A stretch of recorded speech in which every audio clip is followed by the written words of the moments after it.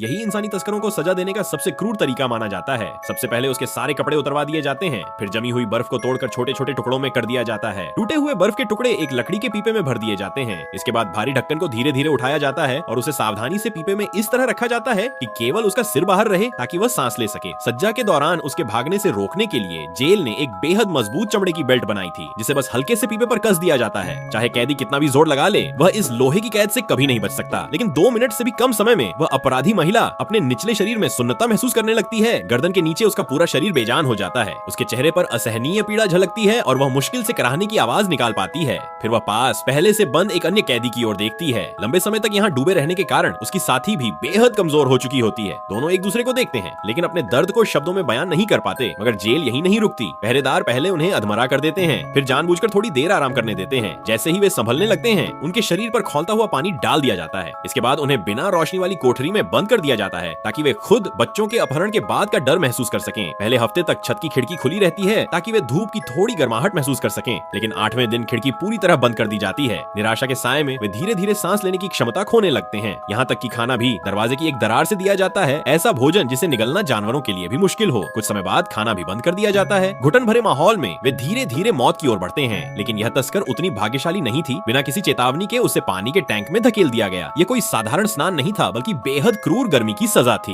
Doctor के आदेश पर सहायक ने लोहे का दरवाजा बंद कर दिया। फिर डॉक्टर ने निर्दयता से हीटिंग वाल्व खोल दिया। पानी का तापमान तेजी से बढ़ने लगा। वो महिला तस्कर तड़पती रही, लेकिन डॉक्टर उसे बाहर नहीं निकाल सकता था क्योंकि उसने अभी तक अपने अपराध कबूल नहीं किए थे। डॉक्टर बार बार उससे सच कबूल करने को कहता है, लेकिन वह जिद पर अड़ी रहती है। वह खुद को दोषी मानने से इनकार करती है। तब डॉक्टर का गुस्सा चरम पर पहुंच जाता है। उसके इनकार के कारण डॉक्टर और भी कठोर तरीका अपनाने का आदेश देता है। वह सहायक को 1000 साल पुरानी बर्फ वाले टैंक को तैयार करने को कहता है और बिना बताए उसे उसमें डुबो दिया जाता है। गर्म और ठंडे अत्याचार के इस सिलसिले के बाद वह महिला आखिरकार अपना अपराध कबूल कर लेती है। शायद इसी पल वह उन बच्चों के दर्द और निराशा को सच में समझ पाती है।